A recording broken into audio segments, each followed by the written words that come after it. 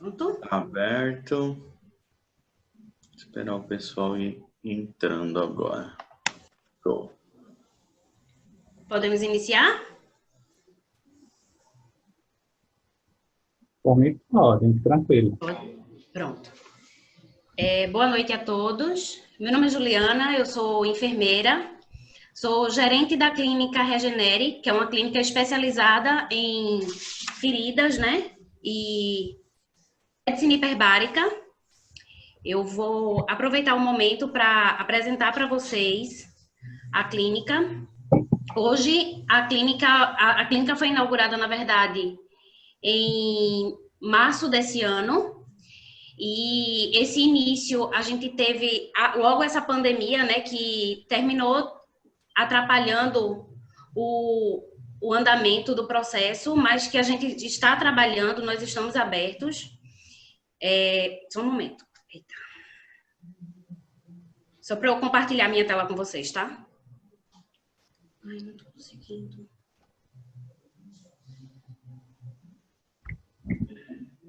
Agora.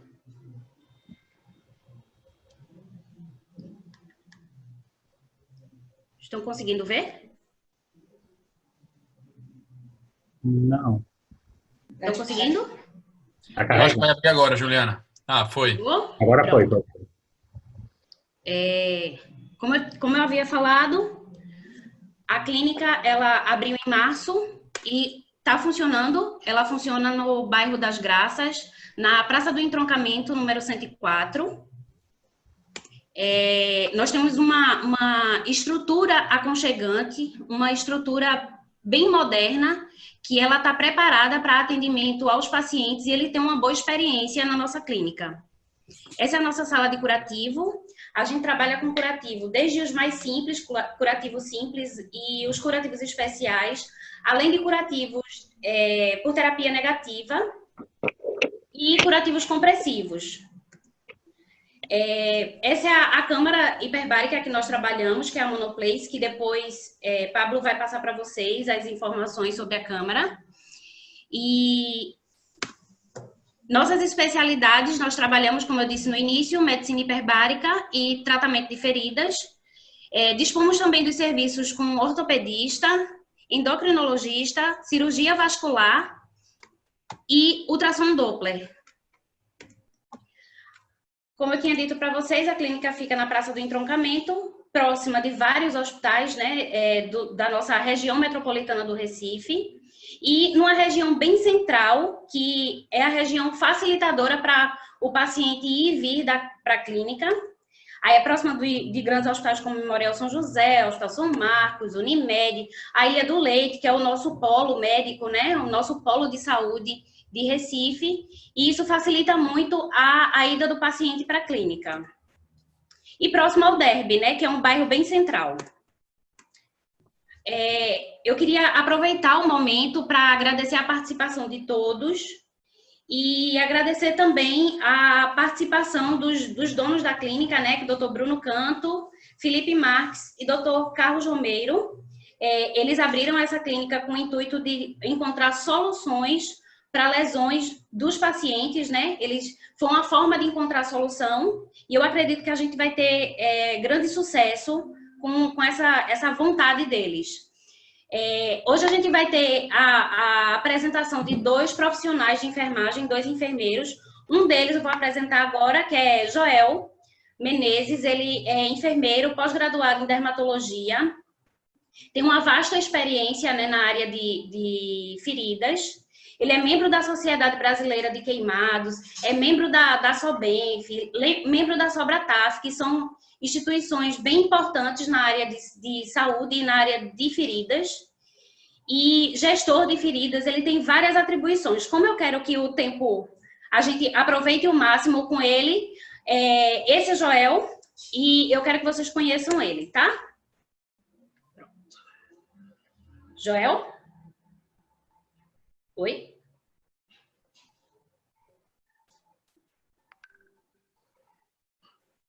Eu acho que ele caiu, Juliana. Caiu? Ok. Pode seguir.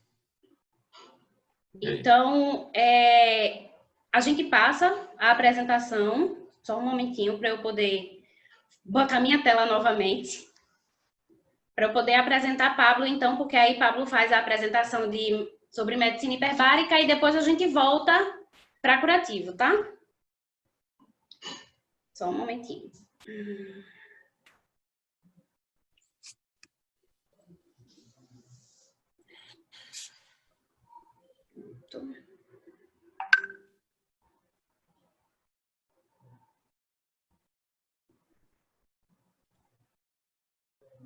Então, vamos lá. Vou apresentar para vocês Pablo, que também é enfermeiro, é pós-graduado em enfermagem dermatológica, tem curso de extensão em oxigenoterapia e atua na área de tratamento de lesão em oxigenoterapia há muito tempo. Eu tive o prazer de ser treinada por ele, pela equipe dele, na verdade. É gestor de um dos maiores grupos de hiperbáricas do Brasil e é CEO da empresa E3G Saúde. Pode assumir, viu? Obrigado. Oi, Juliana, estão ouvindo? Vou tirar minha tela, tá? Legal. Muito obrigado, Juliana. Muito obrigado, pessoal do Grupo Regenere. Parabéns pelo evento. Tivemos um webinar já sobre câmara hiperbárica que foi bastante produtivo. E é o que a gente normalmente fala muito, né? É um assunto muito vasto, então a gente, em pouco tempo, não quer formar nenhum hiperbarista.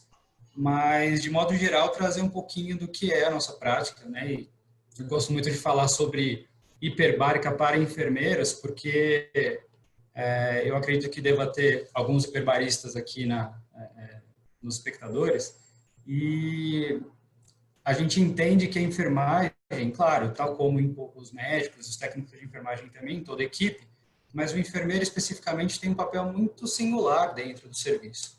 Então, eu vou expor um pouquinho disso aqui para vocês. Vamos lá que eu vou compartilhar a minha tela.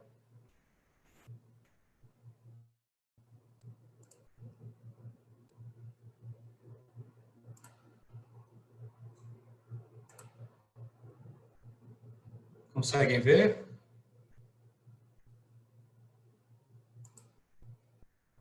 Me confirmem com joia, por gentileza, se vocês conseguem ver a tela. Ok. Maravilha. Bom, então, como a Juliana já me apresentou, meu nome é Pablo Santana, eu trabalho, sou da equipe E3G, que é uma equipe exclusivamente de enfermeiros que trabalham com oxigenoterapia hiperbárica, terapia por pressão negativa e várias outras terapias coadjuvantes. Então, a ideia é focar em terapias com tecnologia. E aí, especialmente, o Grupo Regenere é o grupo que hoje está promovendo esse webinar e a gente agradece muito pela oportunidade. Bom, o Joel vai falar um pouquinho sobre o manejo, né, do enfermeiro em feridas, e a minha proposta, então, é falar um pouquinho sobre oxigenoterapia hiperbárica para enfermeiros, mas, na verdade, assim, falar sobre oxigenoterapia hiperbárica para enfermeiros ou para médicos acaba sendo, eu acho que um pouco deixar a importância do assunto de lado. Então, assim, é oxigenoterapia hiperbárica para equipe. Então, vamos entender um pouquinho, não possuo nenhum conflito de interesse. Bom, o que é a oxigenoterapia hiperbárica? A gente fala que é uma modalidade terapêutica que é baseada em oxigênio, que é um elemento químico, e um elemento físico, que é a pressão. Então, consiste, na verdade, na conjugação desses dois elementos. Bom, obrigatoriamente eu preciso falar um pouquinho de história. Tudo começou, basicamente em literatura a gente tem as evidências do primeiro protótipo de uma câmara hiperbárica em 1662, um padre inglês, e aí aqui está o protótipo, né, que é muito parecido até com o que hoje a gente no quesito multiplace, por exemplo, e o nome desse protótipo foi dado, então, pelo seu criador, Henschel de Domicílio. Quem quiser entender um pouquinho mais sobre, eu acho que é interessante dar uma pesquisada, não vou discorrer muito sobre esse assunto. Ainda em 662, a gente tem um personagem que é bastante importante para nós, que é Robert Boyle, que fala sobre a compressibilidade dos gases. E ele diz que se a temperatura permanece constante, o volume de gás varia inversamente com a pressão. Bom, um pouquinho mais à frente, na verdade 112 anos mais à frente, a gente fala de Joseph Priestley. também muito importante, não para oxigenoterapia hiperbárica, na verdade não para a câmara hiperbárica, mas sim porque foi um dos descobridores do oxigênio e de ter isolado, né, o oxigênio do ar ambiente de modo geral. A gente fala de Henry, que para a gente também é muito importante, porque a lei que Henry descreve é a lei da aplicabilidade, na verdade, da dissolubilidade do gás no líquido.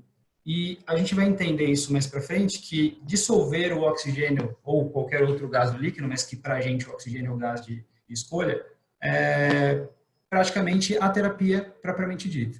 Então ele diz que a quantidade de gás que se dissolve em um líquido é praticamente proporcional à pressão que este gás exerce contra a superfície do líquido se mantém constante a temperatura. Eu acho que na prática a gente entende isso um pouquinho mais para frente, e eu não posso deixar de falar de Ichigo Erema, que em 1959, um cirurgião cardiovascular, escreve um paper chamado Life Without Blood, que é a vida sem sangue, trazendo alguns experimentos, dentre eles estudos com porcos, onde ele coloca porcos dentro da câmara hiperbárica, tira o sangue desses porcos, coloca soro fisiológico e faz a oxigenoterapia hiperbárica. E esses porcos sobrevivem, em média, por 45 minutos, o que é bastante tempo pensando que os porcos não têm sangue algum. Então, a gente consegue entender que a dissolubilidade do gás, oxigênio, dentro da corrente sanguínea, mesmo sem sangue, ou seja, por meio líquido, acontece de maneira eficiente. Bom, o que é hiperbárica, então? Ela pode ser, em média, 3 coisas. Na verdade, são 4, mas a gente coloca 3 porque, como eu disse, medicina e enfermagem hiperbárica caminham juntos. Então, ela pode ser oxigenoterapia hiperbárica, câmara hiperbárica e medicina hiperbárica. Vamos entender cada uma delas. Oxigenoterapia hiperbárica, ou comumente falada, OHB. Ela é uma tríade, basicamente. Então, ela tem como base ofertar oxigênio puro, elevando a fração de oxigênio inspirado a 100%, em um ambiente pressurizado a níveis acima da pressão atmosférica e, habitualmente, entre 2 a 3 atmosferas absolutas. A câmara hiperbárica. Então, existem 2 tipos, câmara monoplace e câmara multiplace. A câmara monoplace é um tipo de câmara onde o paciente fica lá dentro respirando oxigênio a 100%. Comumente não se utiliza máscara. Tem algumas câmaras hiperbáricas fora do país que adapta-se máscara e o paciente inspira oxigênio por máscara e respira. E, na verdade, o ambiente é comprimido com ar comprimido, assim como é na multiplace, por exemplo. Mas aqui no Brasil, os modelos normalmente são todos preenchidos com oxigênio, o paciente fica aqui deitado, sem o uso de máscara. O tempo da sessão, em média, é 90 minutos, mas podem ser até ter 2 horas. Também é comum fazer sessões diárias, o que garante, né, a consecutividade da terapia, garante a sua efetividade, isso é bastante importante de dizer. E a medicina hiperbárica e enfermagem hiperbárica, que é o estudo, né, de patologias diversas com características agudas, crônicas e refratárias. Eu queria fazer só um adendo aqui, porque para quem trabalha com câmara hiperbárica, já indicou, né, pacientes que tentou de outras terapias e de repente não deu certo, indicar muito crônico, porque comumente também na literatura tem evidências de ótimos resultados, mas ainda não aprendemos, né, eu digo de modo geral, a indicar o agudo. E eu queria entender exatamente por que a gente ainda não indica o agudo para correr o risco de deixar ele virar um crônico. Então, assim, não são todos os agudos que têm indicação de hiperbárica, muitos deles vão evoluir sem a hiperbárica, como sempre evoluiu, muitas das vezes, mas a hiperbárica é um adjunto, né, terapêutico que pode, sim, corroborar para uma melhora mais precoce, às vezes até economizar recursos, seja eles tecnológicos, até mesmo a nível de retorno do próprio paciente para a sociedade e reduzir os próprios riscos associados à piora clínica. Isso pode acontecer. Então, vamos pensar que o agudo hoje para a gente é uma meta. Bom, aqui um pouquinho da nossa equipe E3G, não podia deixar de expor um pouco também do que é a nossa empresa, que são os nossos enfermeiros. Nélio, eu e Hudson são os que compõem, de fato, a gestão da equipe. Bom, atuação do enfermeiro no setor da câmara hiperbárica. eu acho que é quase obrigatório a gente dizer que a hiperbárica, seja com o médico ou seja com o enfermeiro, tem o mesmo rumo. E tão é verdade que a gente segue a mesma linha de raciocínio. A linha e a curva de aprendizado é muito parecida. O que muda muito é, de fato, a atuação.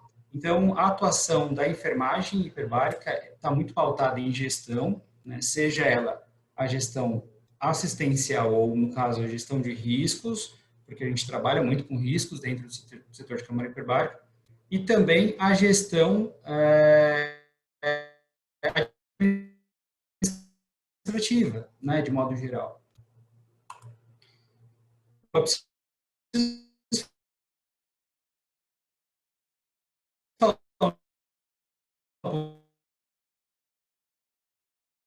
Pablo?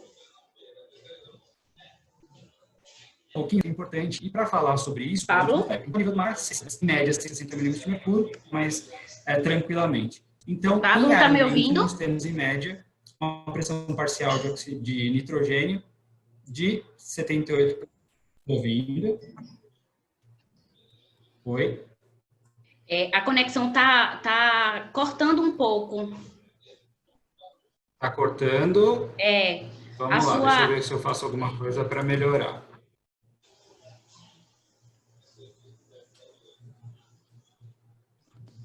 Oi, melhorou?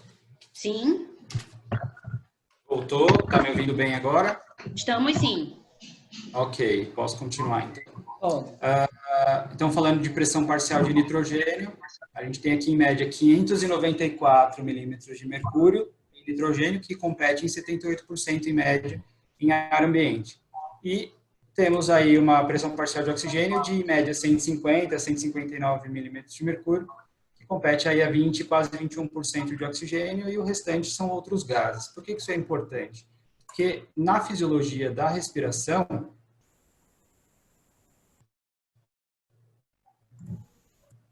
eu tenho conseguido isso, então, né, de fato, no mecanismo de respiração ou inspiração. Então, vamos pensar na inspiração aqui, entrando oxigênio em vias aéreas, chegando até a carina da traqueia, a gente perde, em média, 59 milímetros de mercúrio, que é muito importante, porque a gente reduz a quantidade de oxigênio que chega lá. Bom, chegando no alvéolo, aí sofrendo hematose, então vamos pensar aqui que é um grande alvéolo, onde tem monóxido de carbono, oxigênio e vários outros gases, mas na sua grande maioria oxigênio, passando do alvéolo para dentro do capilar e aí caindo direto na hemácia.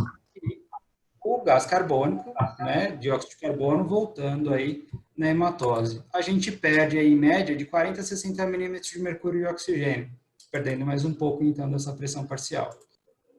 O oxigênio entrou na hemácia, corou o grupo M, né, enfim, fez a ligação lá do oxigênio no ferro do grupo M, na hemoglobina, vai fazer a oxigenação, na verdade, pela grande circulação, que o propósito é chegar na célula, né? Então, o oxigênio vai chegar na célula, vai entrar na célula oxigênio por difusão facilitada, que vai, então, chegar na mitocôndria, e aí eu já perdi, em média, 50 milímetros de mercúrio, ficando apenas com 5 a 8 milímetros de mercúrio e oxigênio para metabolismo mitocondrial.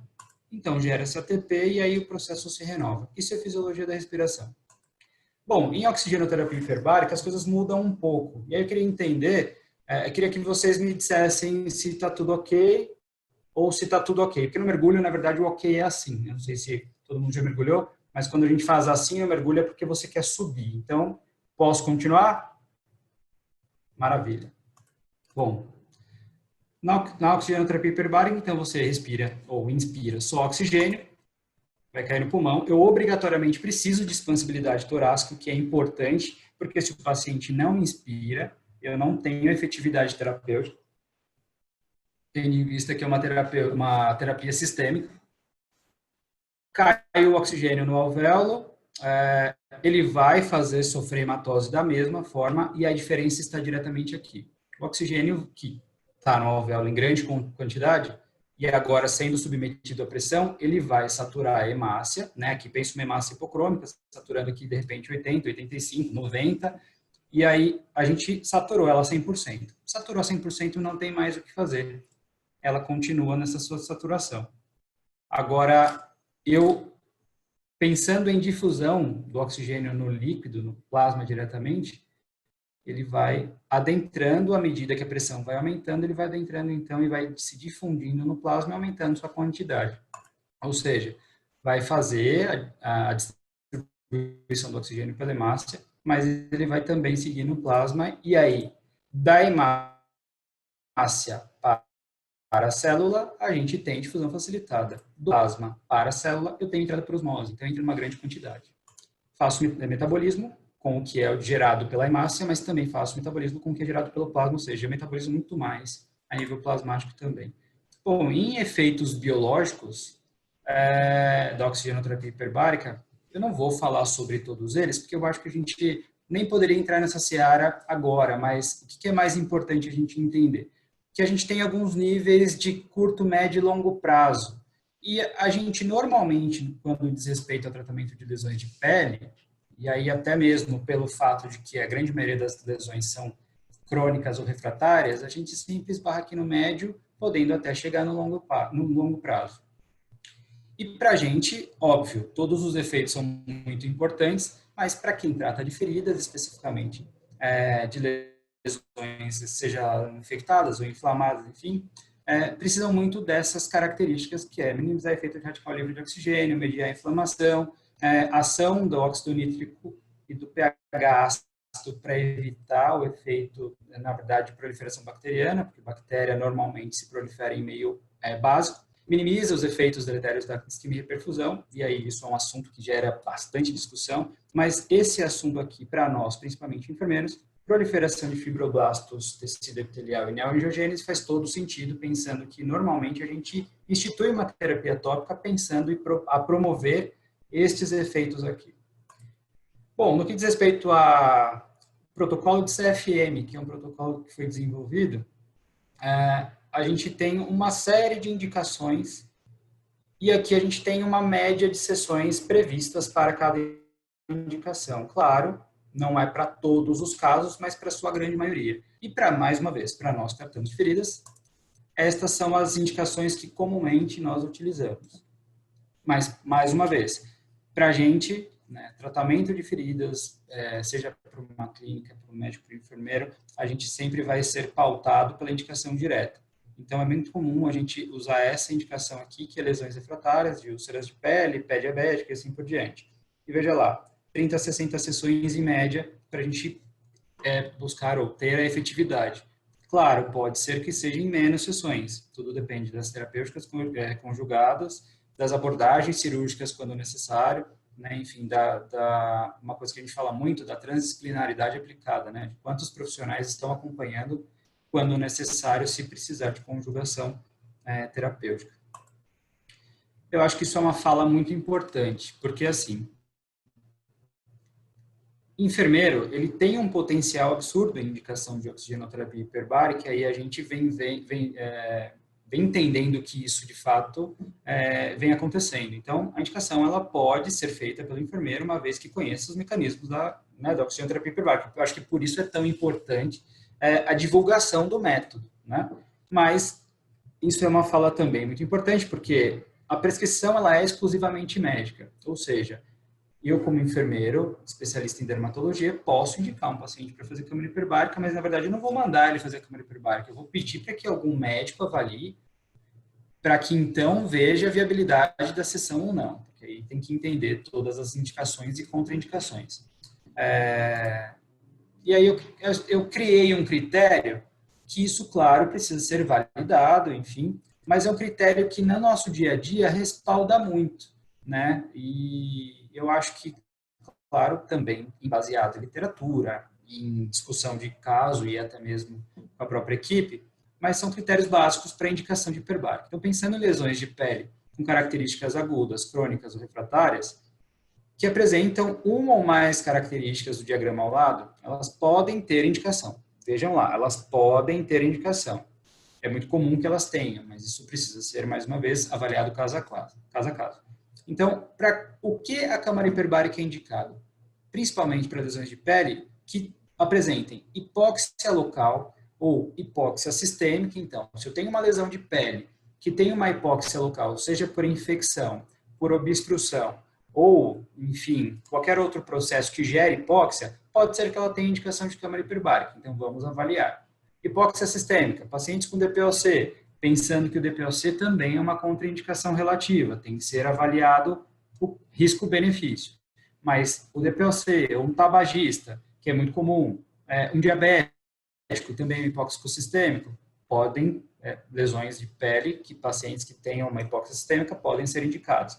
Lesões com infecção, muito provavelmente as lesões infectadas têm indicação de oxigenoterapia hiperbárica, também deve ser avaliado caso a caso, e a mesma coisa para a inflamação. Então, esse é um diagrama simples, que muito provavelmente pode ajudar vocês aí na indicação da oxigenoterapia hiperbárica, ou pelo menos solicitar uma avaliação de um hiperbarista médico.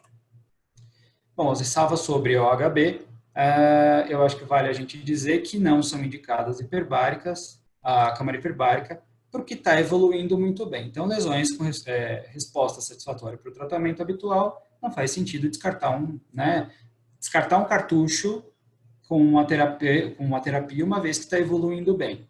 Lesões que não respondem a OHB, como sequelas neurológicas ou necroses bem estabelecidas, que também tem trabalhos, falando sobre algumas questões relacionadas à parte neurológica, devem ser, claro, avaliados, mas a necrose, eu gostaria de falar para vocês, por quê? Não é que ela não é indicada para necrose bem estabelecida, ela não auxilia na limpeza da necrose, no caso, ela não desbrida a necrose, ou seja, desbridamento de necrose, ou esfacela, ou qualquer outro tecido inviável da lesão, acredito que o Joel vai falar muito bem sobre isso, mas ela é feita mecanicamente, ou quimicamente, ou com algum agente desbridante. Então, ou ela é feita em centro cirúrgico, ou, enfim, com instrumental conservador, e aí eu não preciso entrar nessa seara. E a infecção que não responde ao OHB, pneumonia e infecção urinária. Contraindicações absolutas, pneumotórax não tratado, glaucoma de ângulo fechado e algumas drogas quimioterápicas.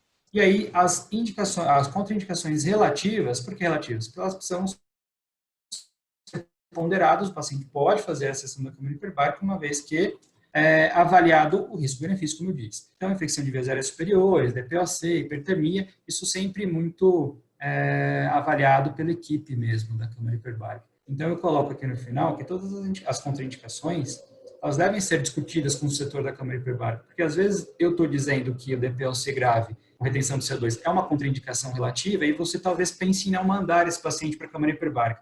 Mas pergunte para a equipe e peça a sua opinião frente ao caso, porque pode ser que o paciente tenha indicação e seja benéfico realizar a sessão e o risco, o benefício seja muito maior do que o risco.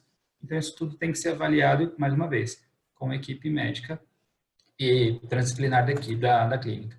Então, terapias que podem ser conjugadas. Praticamente pode ser conjugada a oxigenoterapia hiperbárica, porque a gente está falando de oxigênio. Eu não tenho ainda muitas evidências relacionadas ao ozônio associado ao OHB, apesar de já ter tratado pacientes com terapias de ozônio e câmara hiperbárica, com ótimos resultados. Então, assim, ainda precisam de estudos, para a gente ter, de fato, as evidências clínicas sobre a conjugação, mas, a princípio, empiricamente tem funcionado muito bem. Assim como antibiótico, curativo. A questão cirúrgica, é importante dizer que o paciente pode fazer o desbridamento e ir direto para a câmara hiperbárica, ou ao contrário, ele pode fazer a câmara hiperbárica e montar na maca e ir para o centro cirúrgico fazer o desbridamento.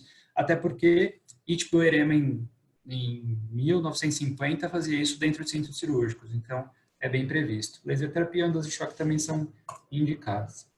Falando um pouquinho sobre a indicação clara mesmo, eu dividi por clínicas para ficar um pouco mais pontual e a gente conseguir entender diretamente. Então, na cirurgia vascular, é muito comum estas indicações. Pé diabético, úlceras vasculares, não preciso nem dizer, venosas, arteriais, mistas também. Claro que sempre pensando em tratar a causa, Não é em mandar para a câmara hiperbárica uma úlcera venosa e não, de repente, pensar numa terapia ou contensiva ou compressiva. Porque aí você vai estar descartando as sessões de hiperbárica e não vai estar tratando a causa que é o motivo da lesão. Isquemias de membro inferior ou, enfim, isquemias digitais, a gente tem um caso clássico aqui de uma infusão medicamentosa onde gerou um êmbolo e fez uma isquemia digital. Não precisava até, chegou até esse estágio, mas enfim. vasculites também são muito presentes. Da infectologia, tem uma série de indicações da infectologia, porque é comum a lesão estar infectada e o infectologista, por ser a clínica que cuida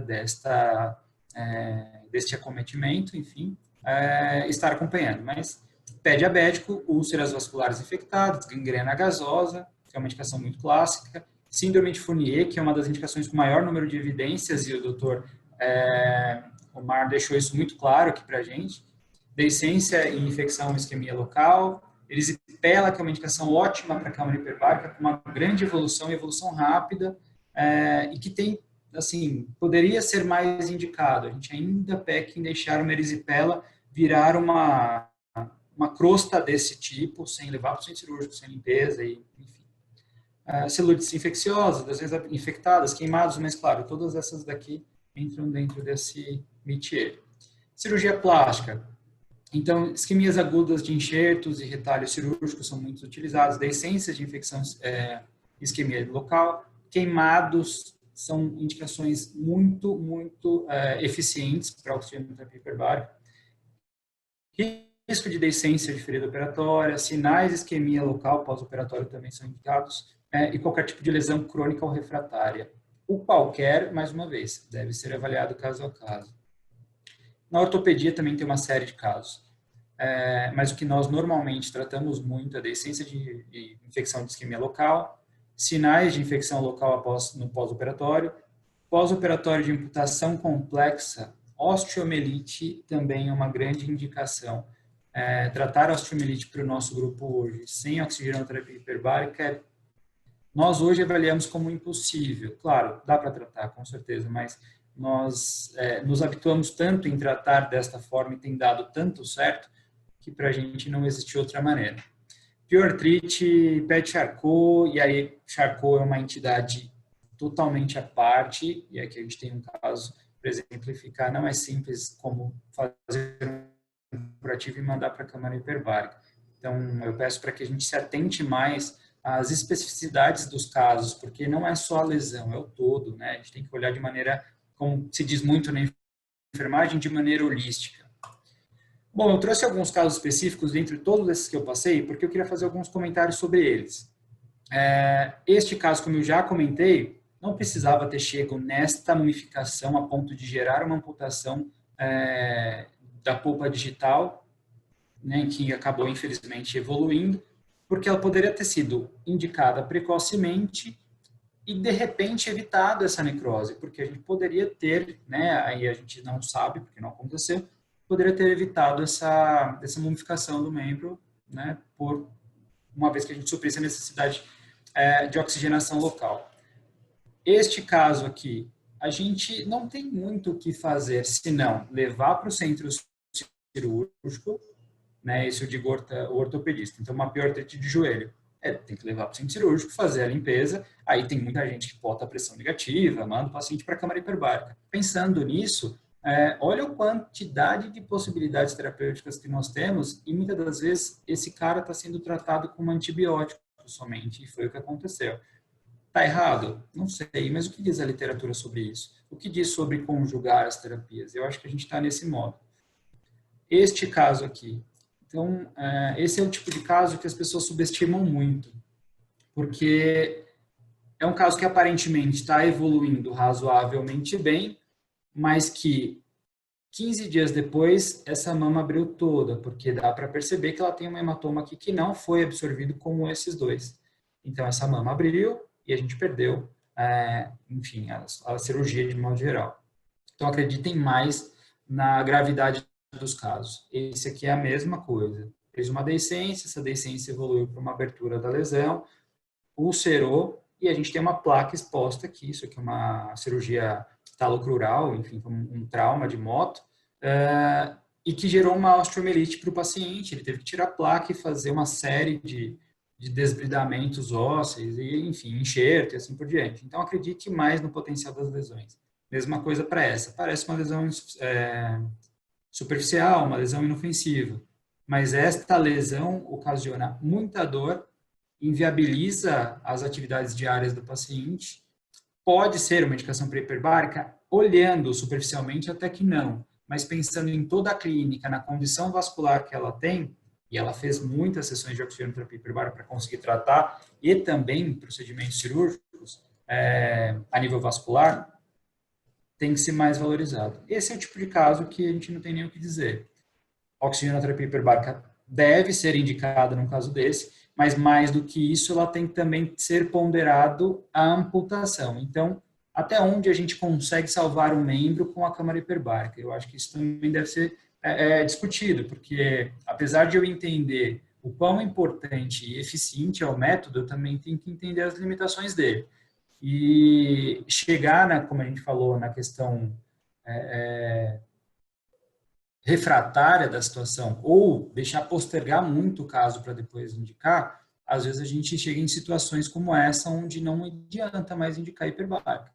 Então, esse membro talvez se beneficiaria para conseguir suprir uma hipóxia, porque isquemia ou necrose a gente não salva.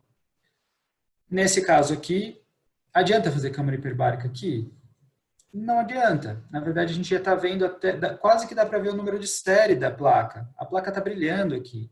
Então, obrigatoriamente, essa placa exposta numa paciente diabética, tem literaturas que dizem, e aí o Dr. Carlos, que é ortopedista, está aqui para não me deixar mentir, que até 80% dos pacientes diabéticos com próteses expostas têm o risco de evoluir para uma osteomielite. Então, a melhor das opções seria, leva para o centro cirúrgico, remove a prótese, a síntese, no caso, e aí trata da maneira que tiver que tratar, seja com antibiótico, desbridamento e pressão negativa. Aí sim, talvez seja interessante indicar para hiperbárica para ajudar na cicatrização.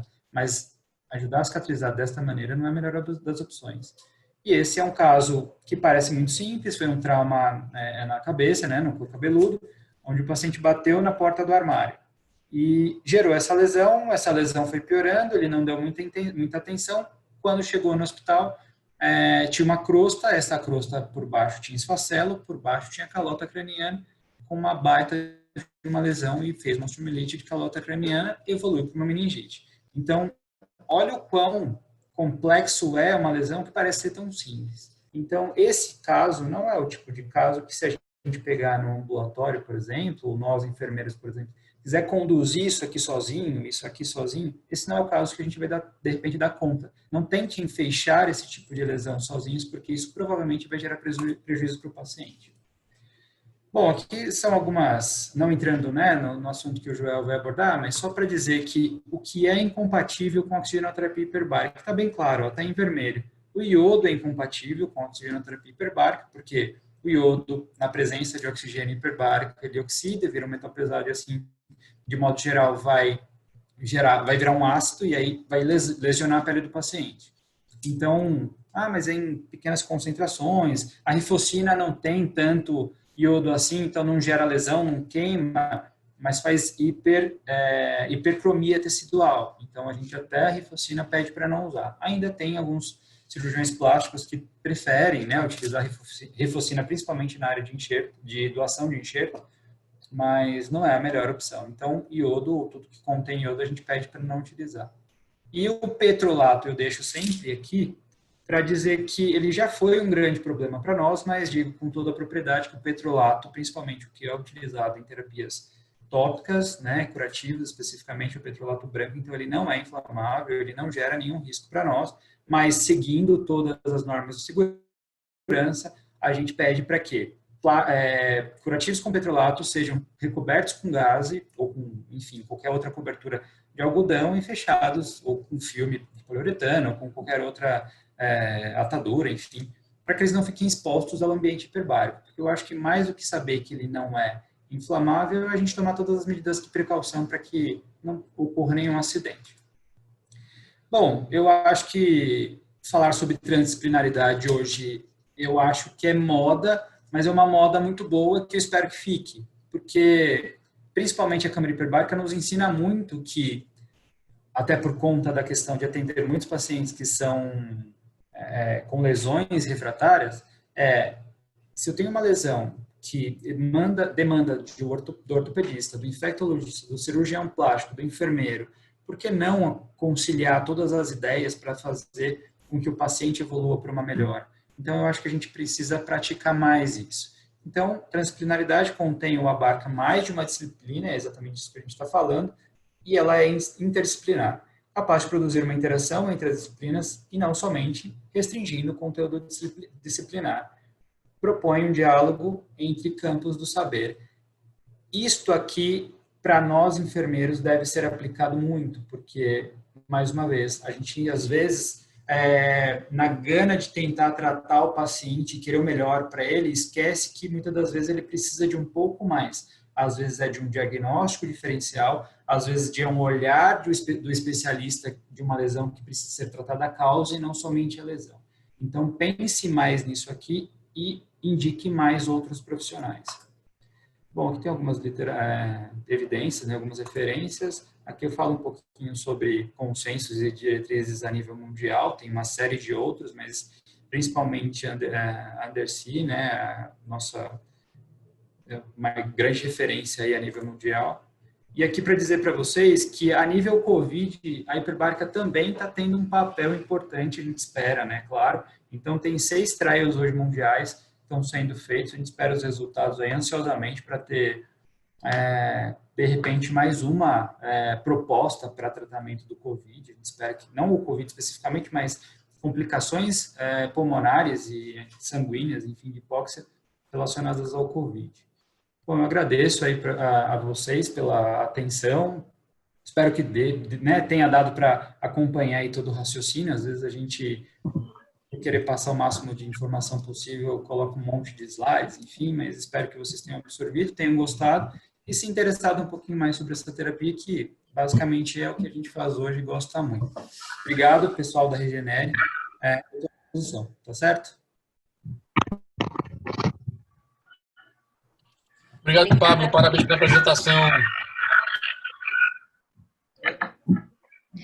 Obrigada, Pablo. A apresentação foi excelente.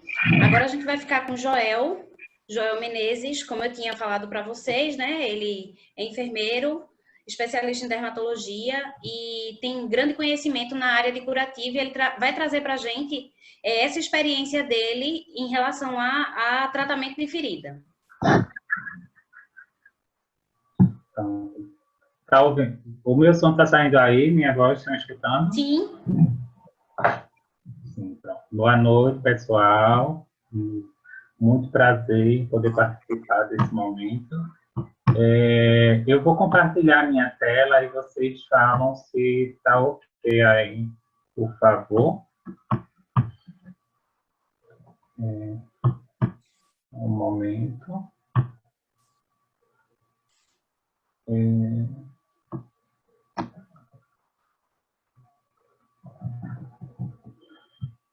Está carregando aqui. Então, vou aproveitar o momento enquanto está carregando e avisar para os participantes que as perguntas vão ser respondidas no final das 2 apresentações. E quem quiser fazer pergunta, é só apertar nessa teclinha aí que tem Q e A e pode fazer as perguntas que no final vão ser respondidas.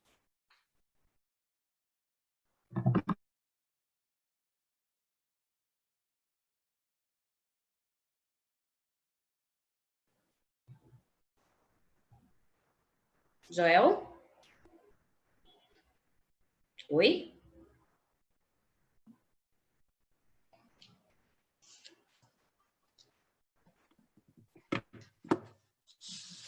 Joel?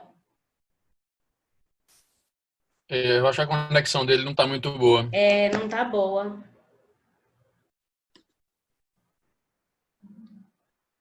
Compartilhou a tela.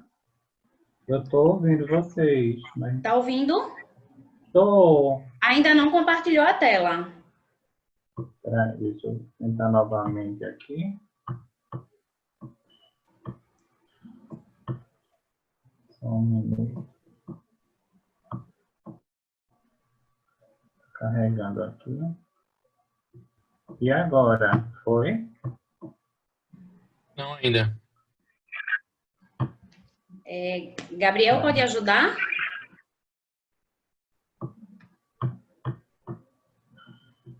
No princípio parece que está carregando a tela aqui. Deixa eu falar aqui com o Joel, mas a princípio parece ser coisa da internet. É a qualidade de conexão dele. Deixa eu ver. Vê agora, gente.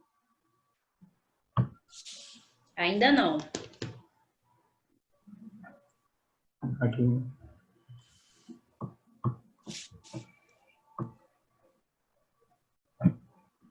Aqui mostra para mim que está compartilhando. Eu vou interromper e vou compartilhar de novo.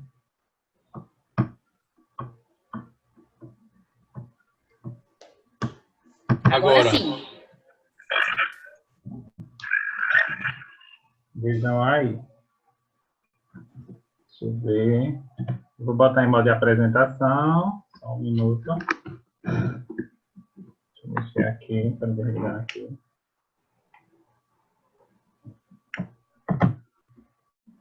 Deixa eu ver aqui.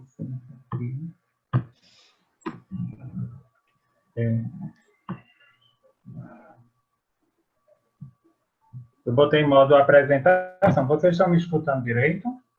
Sim. E aí? A apresentação está aparecendo. Ok. Ok?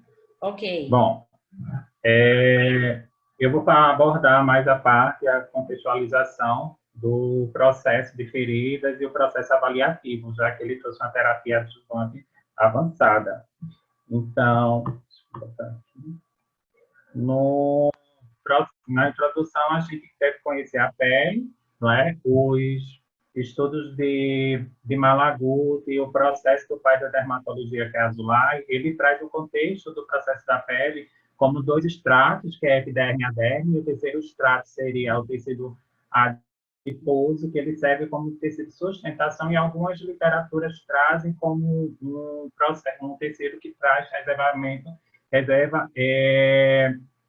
energética. No contexto geral, a pele ela tem literaturas que falam, como Thelma Giovannini e Malaguzzi, eles trazem que a pele pode medir até 2 metros de comprimento e ela representa de 10 a 15% do nosso peso corporal.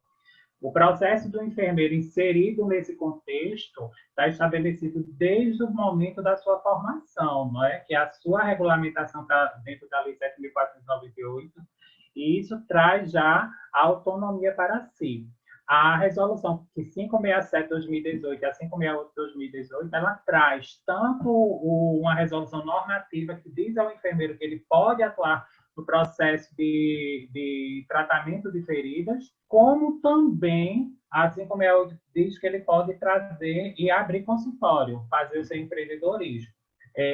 Dentro disso, a gente deve conhecer o processo sistemático para que a gente possa atender essa pessoa com feridas. Então, o que é que eu sempre pontuo? Você trabalha com a SAI, é a nossa maior ferramenta, está estabelecida pela Lei 358/2009, né, a sistematização da assistência de enfermagem, onde a gente pode criar a SAI voltada específica para o paciente de feridas. Não é? Que a gente aborda, sabendo que quando você aborda fichas e protocolos de feridas, você tem que compreender que tem vários cenários. Então, tem vários tipos de feridas. Então, você não vai adaptar a ficha de lesão por pressão ao paciente com pé diabético, porque são momentos diferentes, são lesões diferentes e comorbidades diferentes que o paciente vai vir para desenvolver esse tipo de problema.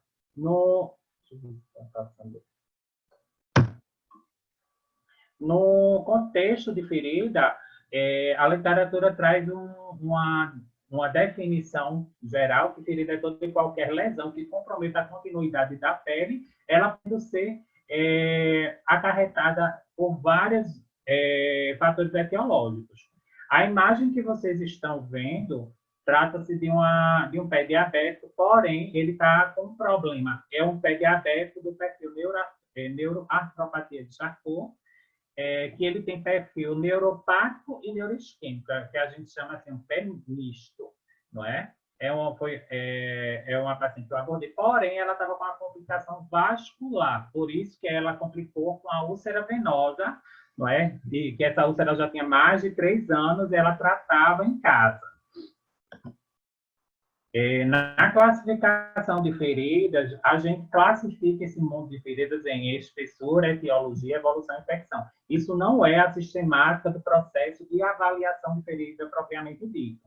No contexto de espessura, a gente deve compreender que a gente tem a espessura de ferida parcial, que é a superficial, a ferida profunda, superficial profunda e a ferida profunda total. Nas 3 imagens, vocês podem observar 3 fatores diferentes. Na primeira imagem, do lado esquerdo, que eu acredito que passem na tela, é uma lesão por pressão relacionada ao cisalhamento do paciente com BRAD baixo e a mobilidade do paciente passiva. Então, isso aí pode estar acarretado a dermatite de fralda, incontinência urinária, a demora de troca de fralda e também a demora da troca da mudança de decúbito, sabendo que os novos estudos dizem que para o manejo de paciente de lesão por pressão, você mobiliza ele, faz a mudança de decúbito de acordo com a necessidade do paciente. Um exemplo específico é o paciente que tem um ICC cardíaca, direita ou esquerda, onde a gente não pode, se ele tiver um ICC esquerda,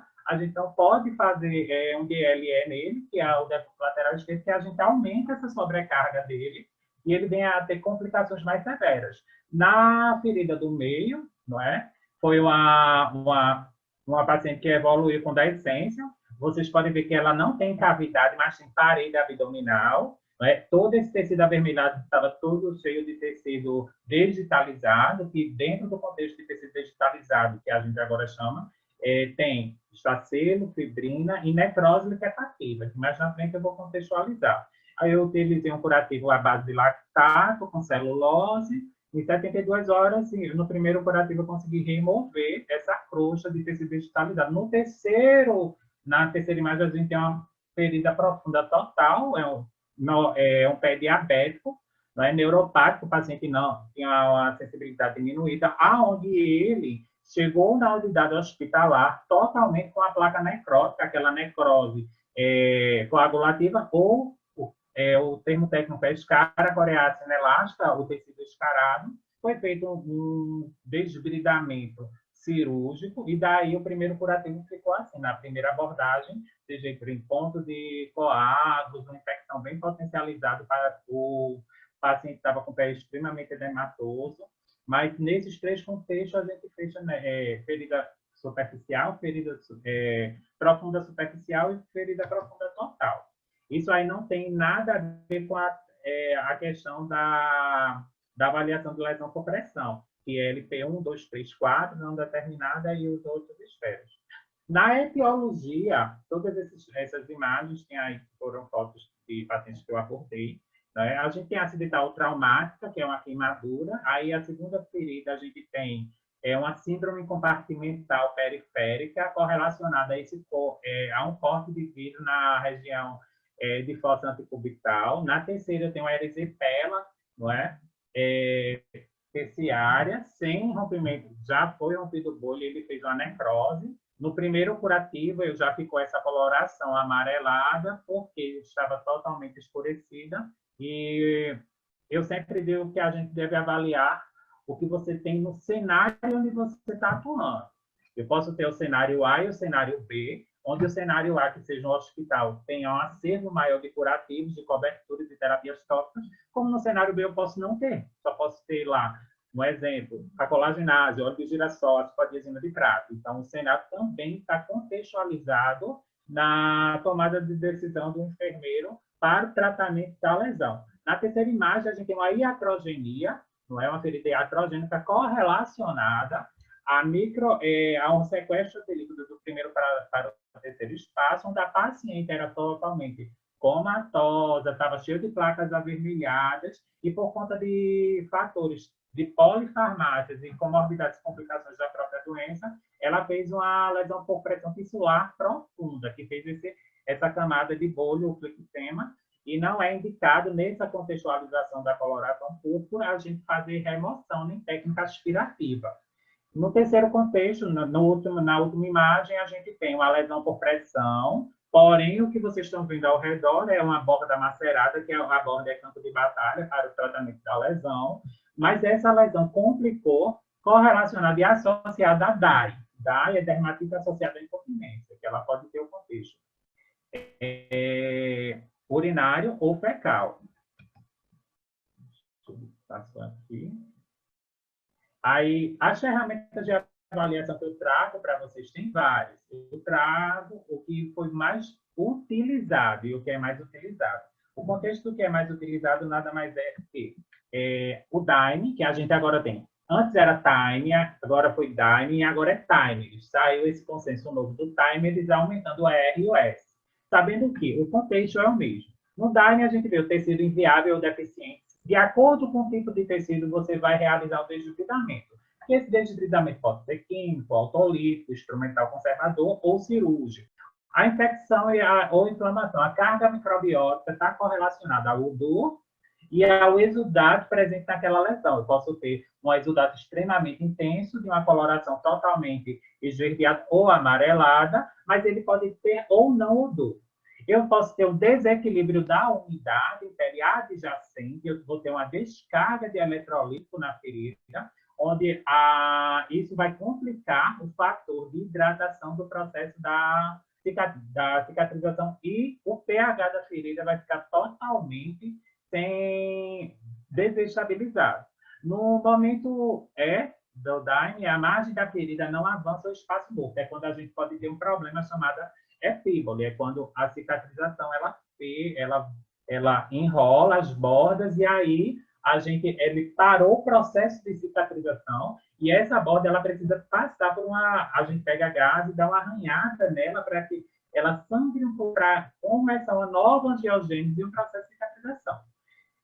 No triângulo de avaliação, que foi lançado há poucos anos, ele traz uma contextualização bem direta, que é o leito da ferida, qual o tipo de apresentação que o leito da ferida lhe dá, correlacionado ao tipo de tecido, a apresentação do exudato, as bordas da ferida, como estão as bordas, que é o campo de batalha, e a pele perilesional, que ela pode estar com descarga de umidade, ou eritematosa, ou com processo por conta inflamatório, ou erosivo por conta do exudato que está saturando muito curativo e vazando totalmente para a pele adjacente.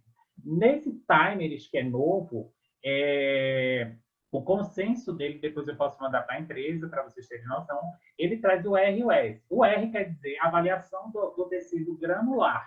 A gente vai reavaliar o processo de granulação, porque eu posso ter uma granulação com exudato purulento e posso ter uma granulação com a descarga de exudato seroso, onde eu vou ter mais perda de depósito de sódio. Então, eu vou ter um desequilíbrio eletrolítico na lesão, porque eu vejo o tecido granular, mas eu acredito que só o AGE, o óleo de girassol, aquela malhazinha que tem com petrolato, com AGE, vai servir. E, na verdade, às vezes a granulação está apresentando um processo infeccioso que você tem que fazer manejo, ou com espumas, hidrofibras, ou terapias tópicas à base de prata, não é? Correlacionada também com soluções de limpeza que contém a PHMB, tá bom?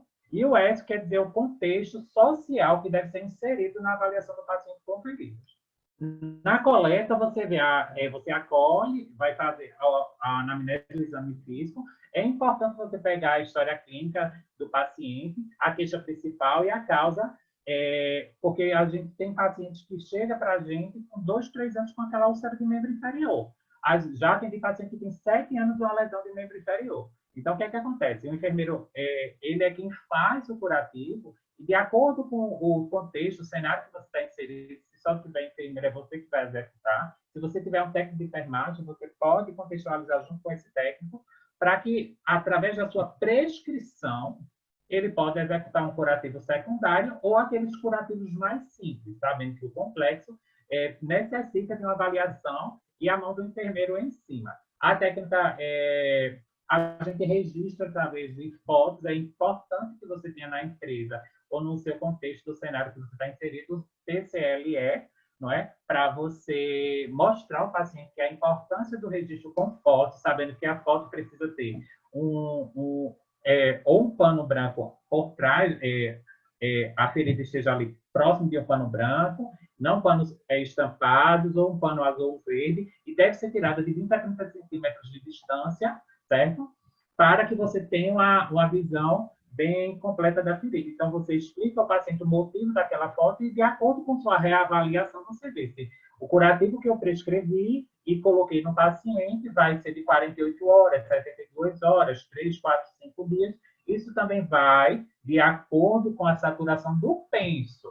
Não adianta você colocar um penso que o descritivo da ficha técnica diz dura até 7 dias, que isso aí serve para planos de saúde, porque o que acontece? Você bota uma placa de hidrocolóide para prevenção. O plano de saúde nega, porque você diz que com 5 dias vai tirar, mas o plano de saúde, ele só quer pagar você de 7 dias. Então, o que acontece? Satura antes de 7 dias. Então, você tem que justificar o laudo, qualquer cobertura, mostrando sempre o problema da ferida, o processo fisiológico que a ferida está se apresentando, para que você defenda o laudo e isso não venha gerar glose. Isso no contexto particular, de clínicas, para que vocês tenham o home care.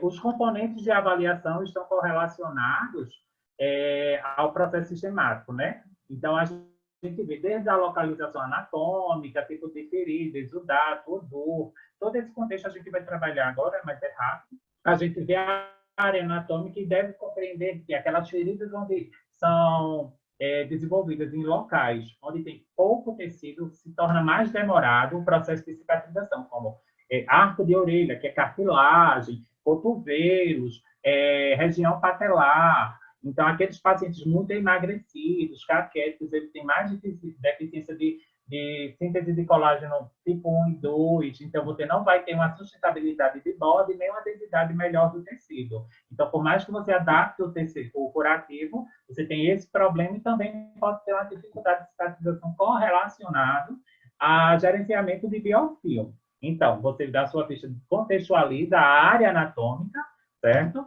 E daí você vai ver o tipo de ferida que você está abordando. Nesse contexto aí, trago várias questões mecânicas, laceradas, químicas, elétricas, radioativas, DAI, dermatite associada à incontinência, tem lesão por umidade, lesão por fricção, feridas operatórias. Úlceras vasculogênicas é o contexto de úlcera mista, úlcera venosa e úlcera arterial.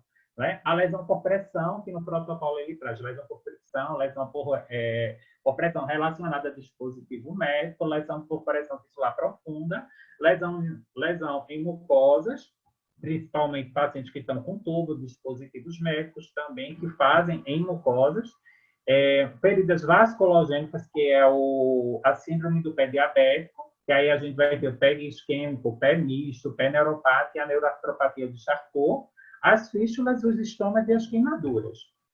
Aí, o manejo do exudato e o odor, ele vai fechar diretamente, na minha prática, eu sempre vejo que o exudato e o odor me ajuda muito na tomada de decisão, na escolha da cobertura.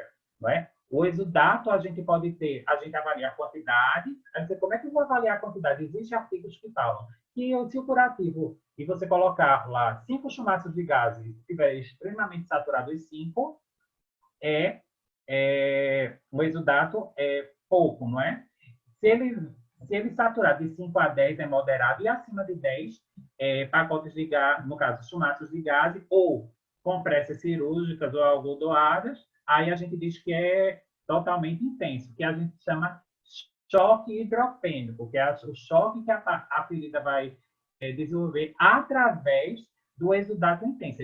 O exudato não é só a perda desse líquido. Esse líquido continha eletrolíticos em uma base que ia permeabilizar o processo de cicatrização, que isso foi inativado por conta de necrose, infecção no leito da ferida, e a ferida umedeceu muito, então o que acontece? Ela começa a saturar, ela expulsa.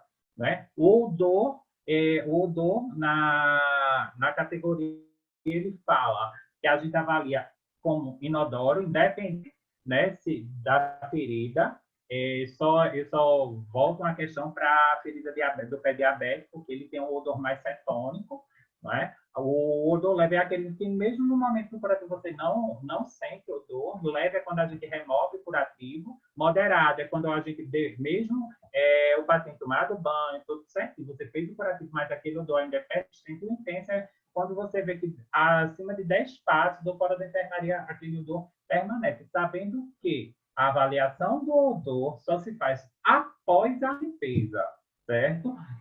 Antes da limpeza, você vai ter um curativo saturado, sujo, e vai ter uma coloração de acordo com a espuma ou o curativo que você colocar diferenciado. Às vezes você tem um desvio. Ah, não, o curativo que eu coloquei, uma espuma ficou verde. Gente, lembre-se, desvio.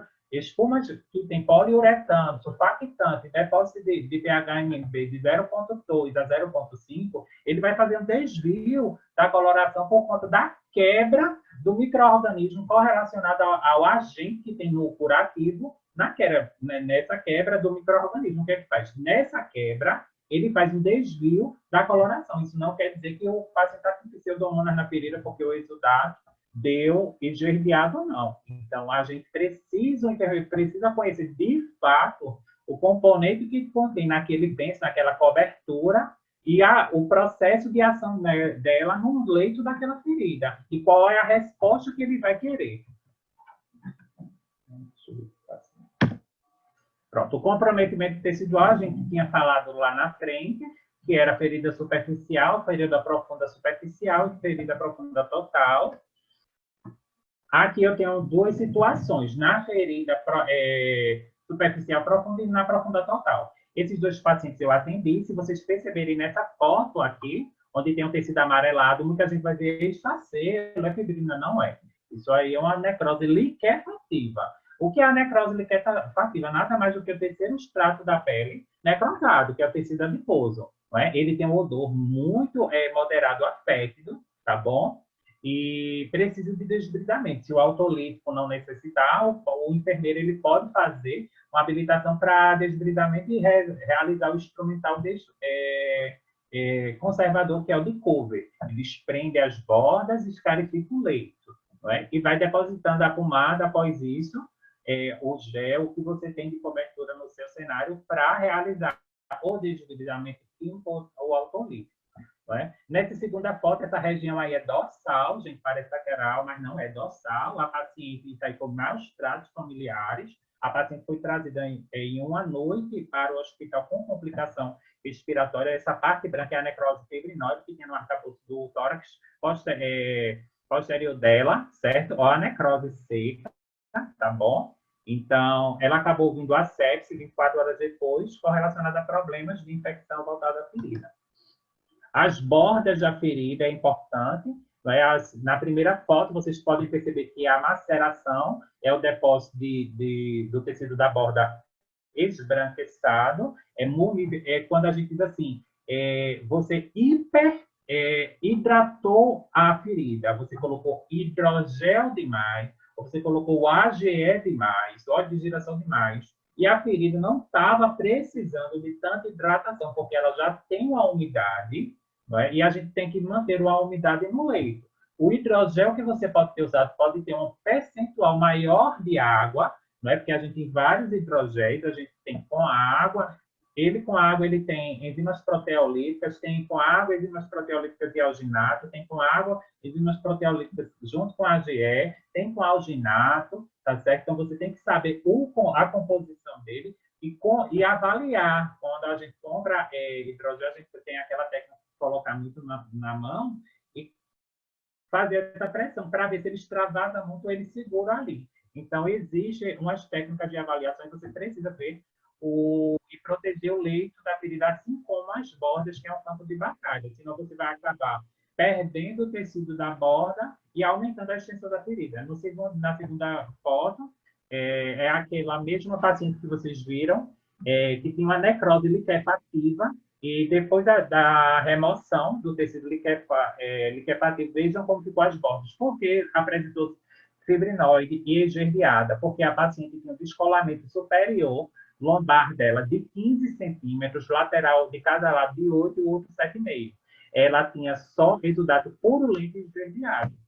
Bom, no terceiro momento, essa foto do calcânio aí que vocês podem ver, a gente tem uma questão chamada de queratose. É uma descarga de queratina no processo de cicatrização. O paciente exacerba muito a queratina, ele perde muito, ele faz muito processo de síntese dela. Então, a pele, quando ela faz essa síntese, ela começa a fazer a queratose. O anel querostático é muito comum em pé diabético, ele é endurecido, certo? Em alguns pacientes em fase de calcânio, ele apresenta necrose coagulativa. Qual a conduta? Remoção, se você tiver segurança para isso. Escarificação desse leito negro, que é da escara, né, da necrose coagulativa, e vai removendo essa borda aos poucos, de acordo com a sua segurança. Tá bom? Nesse último momento, a gente tem a epíbole, que é as bordas enroladas. O que é aquilo? Você trata a ferida, você está vendo o que ele está vendo, as bordas estão vindo, o leito está saudável, só que você percebe que as bordas, elas enrolam e ali ela cicatriza. Ela estagnou o processo de cicatrização. O que é que pode estar correlacionado a esse momento de epíbole? Você faz o que a gente chama de pegar gás e arranhar essas bordas para ela sangrar um pouquinho, começar uma nova neoangiogênese, uma nova camada de tecido, e pode estar estagnada, correlacionada ao gerenciamento de metaloproteases e proteinases.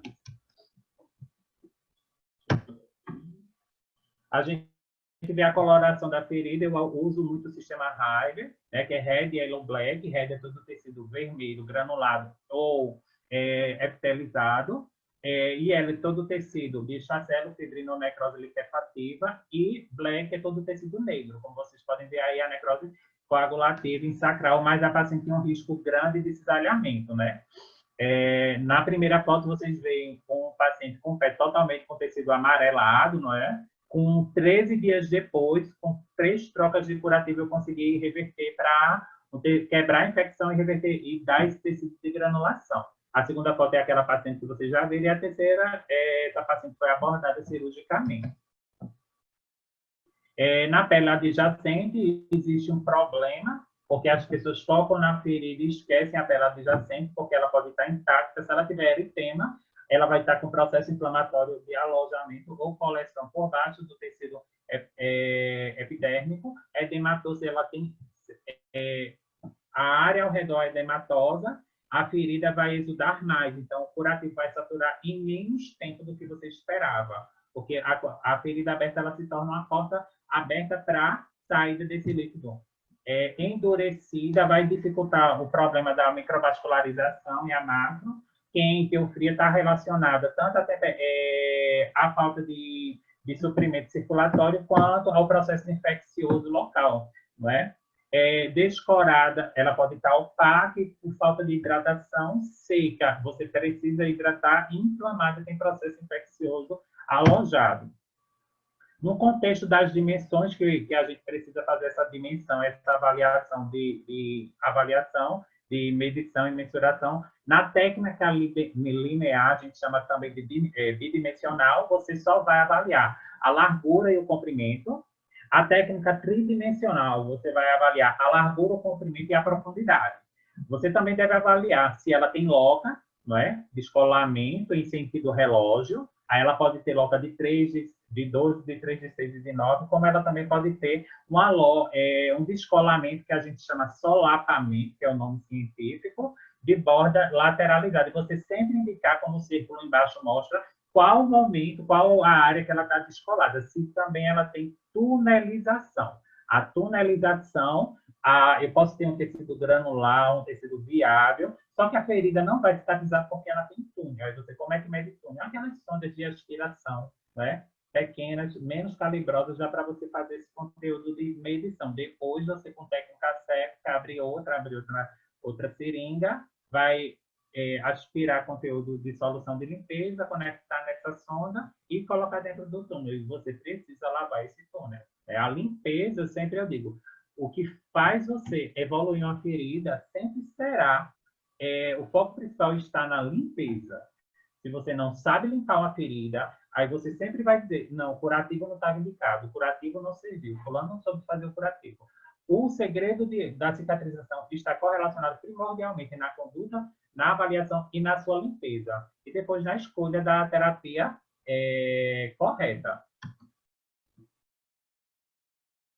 Aqui eu tenho a apresentação do tecido, né, a granulação, que foi uma queimadura de escape de moto. Aí depois a gente foi tratando com petrolato, depois os dias de sulfa, porque sulfadiazina a gente só pode usar até o 7º dia, inicialmente. Se postergar, a gente usa dermatério ou outra terapia.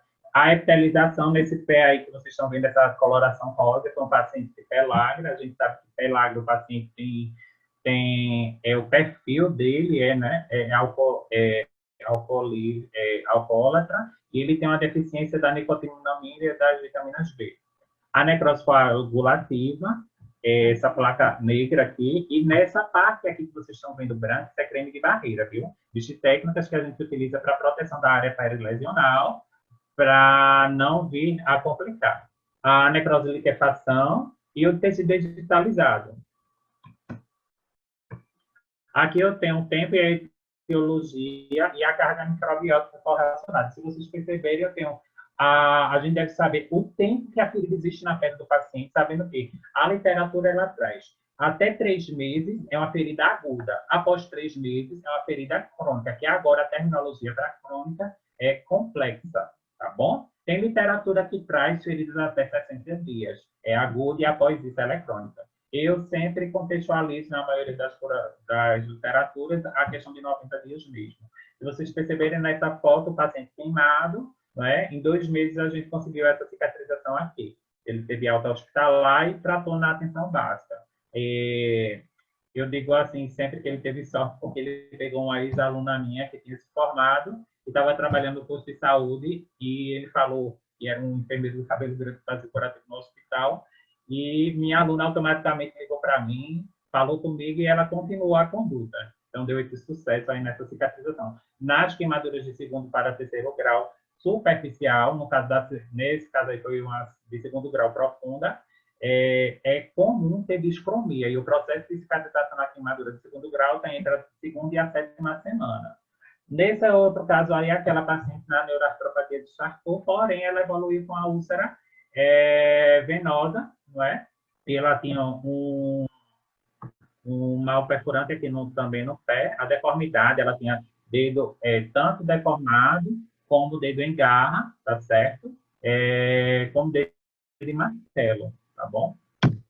Aí a gente tem a carga microbiótica correlacionada. Aí é uma ferida totalmente crônica. Esse paciente não evoluiu em 1 ou 2 semanas com esse tipo de lesão. Mas existe uma placa de biofilme, tem tecido digitalizado, mas eu tenho um tecido úmido e, porém, ele com granular. A borda está totalmente digitalizada. Daí eu não conseguiria tratar ele com um pouco de acerto de coberturas. Eu indicaria ele ou para hiperbárica ou para vacoterapia. Aqui eu tenho a carga microbiótica, as feridas limpas, ela tem um depósito de 3 a 5% da carga microbiótica, assim como essa ferida aqui de baixo, tem entre 3 a 7%, é uma ferida contaminada. Aqui eu tenho uma ferida potencialmente contaminada e colonizada, aqui é potencialmente contaminada e infectada. Aqui eu tenho uma miofaciite necrosante, certo? As pessoas chamam muito de faciite necrosante, e aqui eu tenho aquele desbridamento daquela necrose liquefativa, onde o paciente fez colônia. Tenho a dor e o biofilme, então a dor está correlacionada ao curativo errado, a má conduta, não é? Aí é o sinal de infecção também, deteriorização do leito da lesão, tratamento inadequado. Você colocou algo, o paciente sente muita dor, não está legal, então troque aquilo ali, porque não mais tem indicação. Tem outras coberturas que também têm indicação, e aquela cobertura o paciente pode ter alguma, dentro da composição dela, o paciente pode ter alergia, isso proliferar o processo de deteriorização e o paciente reverter dor. A medida e avaliada através das escalas, a gente usa muito a escala de EVA, que é aquela analógica, e o biofilme, a gente tem 2 momentos de biofilme. O reversível, que é a implantação de uma camada proteica do hospedeiro que se forma sobre a ferida, e a adesão intracelular, quando ela faz microcolônias e faz a disseminação. Nessa imagem, vocês percebem que foi retirada do protocolo 2018 do manejo de biofilme, onde as células bacterianas planctônicas são principais. A gente tem a formação de microcolônias, onde ele faz a invasão intracelular para as matrizes.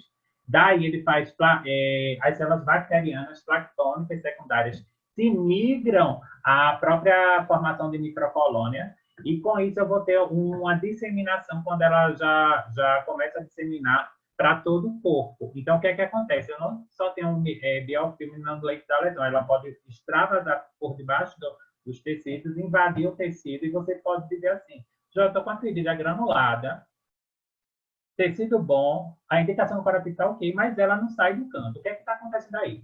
É gerenciamento de biofilme e a ferida estagnou. Aí você tem outra situação, você tem o gerenciamento de metaloproteases e proteinases, entendeu? Você não tem proteína ativa no leito da lesão e você não vai conseguir ativar se você não utilizar o mecanismo para a remoção de biofilme do PHMB, e para ativação da protease metaloprotease, a gente utiliza muito o colágeno bioativo, e pode ser associado com celulose. Tem duas marcas aí no mercado muito boas. Já está acabando. A prevenção e o tratamento de feridas, eu botei no contexto assim, o que utiliza, o que existe, não é? De uma maneira geral, os alginatos, sabendo que o alginato ele tem algas marinhas, e no momento que você utiliza no leito da ferida, você deve conhecer o odor prévio da ferida para depois você conhecer na hora da remoção do alginato. Porque ele é produzido na composição dele tem algas marinhas marrons, da espécie marrons, onde na remoção ela faz uma geleia no meio da ferida, e quando você tira aquela geleia, ele traz um odor significativo. Então, você deve conhecer o odor da ferida e saber que vai modificar quando você utilizar o alginato. Ele tem com cálcio e sódio, não é? Ele tem um depósito de hemostasia para feridas que tem um exudato sanguinolento, moderado a baixo, claro. Carvão ativado com prata, ele é um antimicrobiano potente, muito bom para manejo de odor, junto com exudato, extremamente moderado a intenso, exudato purulento, cero purulento, ele faz uma limpeza muito legal na lesão, e a troca dele, se ele saturar, pode trocar com 24 horas, mas ele pode durar até 48 horas. O alginato é de 24 a 48 horas também. O AGE, que é o ácido graxo essencial, ele é curativo diário, as pessoas utilizam como prevenção ou no depósito do tecido granular, sabendo para a granulação ele tem que ser correlato tipo 4. Os outros que a gente vê, ele estimula muito a granulação, e o risco é você fazer uma hipergranulação e uma hiperidratação. Aí você complica o processo de cicatrização. O HDCL, que é a placa de hidrocolóide, a gente tem pó, a gente tem faixa, a gente tem a pomada. Então, a placa é a mais comum que a gente utiliza. Em pacientes idosos, eu deixo sempre a dica que a gente utilize ela extra fina, entendeu? E não aquelas mais escuras. Por quê? Porque ela tem um componente chamado carboximetilcelulose, que ela pode fazer a remoção o carboximetil faz desbridamento autolítico, aí pode vir na pele do idoso no momento da remoção, fazer uma lesão por fricção ali. Uma lesão traumática. A hidrofibra de prata, ela tem empresas que têm ela e dura 5 a 7 dias, mas no gerenciamento de feridas infectadas é muito bom. Colágeno bioativo para feridas estagnadas, no processo de gerenciamento de metaloproteases. Aliviadores de pressão, que ele tem base de alginato na espuma e tem a placa de hidrocolóide para ser colada. Hidrogéis, a gente tem vários no mercado, ele faz um desbridamento autolítico, tem um tipo de hidrogel que ele vem depósito na composição dele de AGE, do ácido graxo, que ele, além de fazer junto com a alginata, o desbridamento autolítico, ele já ativa a granulação. Tem as pomadas que a gente vê aí, a sulfadiazina de prata, gosto muito, me dá muito bom resultado, não é? Colagenase com e sem clorafenicol, sabendo que com clorafenicol, os estudos falam que a gente só o indicado é de 5 a 7 dias de uso, depois você pode ficar só com sem clorafenicol. Os estudos também da própria fábrica trouxeram 2018, que ela faz uma ativação do tecido de granulação. Tem um estudo da Sociedade Brasileira de Cirurgia Plástica em uso da colagenase sem clorafenicol em queimaduras de face, e foi fantástico o resultado. Tem o Tegaderm, que a gente utiliza para curativos centrais e também periféricos, né, para catéter venoso central, catéter venoso periférico. As bolsas de colostomia, que ela cola através de uma placa de hidrocoloide. Os fixadores de tubo orotraqueal, sabendo que aqueles fixadores que têm aquele adesivo de hidrocoloide, o hidrocoloide ele tem carboximetil com a concentração alta, em idoso, na hora que você tira, ou adulto, que tem uma fragilidade capilar, na hora da remoção, você faz uma lesão traumática porque vê a pele do paciente. Os fixadores de sonda, a película biológica, a vac-terapia, a oxigenoterapia hiperbárica, tem a ozônio e tem também o laser terapia. Aqui só são os casos, aqui eu utilizei curativo com lactato, junto com celulose, que é o único curativo que foi fabricado nos Estados Unidos, e a única marca que tem ele junto, foi o primeiro a ser fabricado. Não vou dizer a marca porque para não gerar conflito de interesse, aqui é 7 dias de curativo em uma queimadura de escape de moto. Aqui eu tenho dermatite associada à incontinência, e com 5 dias a gente conseguiu esse manejo aqui, sabendo que aqui a gente só tirou a foto depois que tirou o catéter anal. Entendeu? O paciente com dermatite associada à incontinência, fecal e urinária, evoluiu com lesão, que é uma queimadura, e a demarcação dela é difusa, né? Muito bacteriana por conta das fezes, então é indicado colocar os 2 catéteres, tanto o vesical como na ampola anal. O tratamento inicialmente é com óxido de zinco, petrolatos, pomadas à base de dimetona, cetoconazol, miconazol, antifúngicos. E, por último, se você vê que o caso está mais crônico, como esse, a gente usa antimicrobiano tópico. Nesse específico caso, a gente utilizou sulfadiazina de prata e deu um resultado excelente. Nesse outro caso, é aquele paciente de pellagra, e com 16 dias a gente conseguiu essa segunda foto, essa epitelização. Como ficou aqui a lesão crostosa. É muito bom colocar na limpeza CHX, né, que é a clorexidina a 4%, que é aquosa, porque às vezes ela é mais citotóxica. Sabendo que o leito da ferida não pode levar, em outras feridas, clorexidina, porque existe uma RDC que ela fala que a clorexidina ela é citotóxica. Ela quebra o tecido de granulação, inativa o processo de cicatrização, deixa a ferida opaca e pode estagnar o processo de cicatrização. Deixa eu passar aqui. Aqui foram as referências, aqui é o protocolo de internato para atenção básica. Nesse traz vários programas de saúde, eu acho que eu já mandei para o Dr. Carlos. Vocês podem baixar no site do Corente. Eu fui autor do protocolo de feridas e coberturas para o estado de Pernambuco. Aqui utilizei também a úlceras de feridas de Mara Blanc, curativos de Malaguti, excelente literatura de Malaguti. Aqui, prevenção de pele, de Damasque e feridas crônicas de Solvente. Aí, tratar feridas e lesões de pele é um desafio para o enfermeiro, onde requer conhecimento científico baseado em evidências. Muito obrigado. Espero ter contextualizado de uma maneira bacana. Obrigada pela apresentação, Joel. Vamos aproveitar para poder ver as perguntas que a gente tem. Vamos lá. E eu acredito que essa pergunta seja em relação à hiperbárica, tá? Como está a liberação dessas sessões pelos planos de saúde?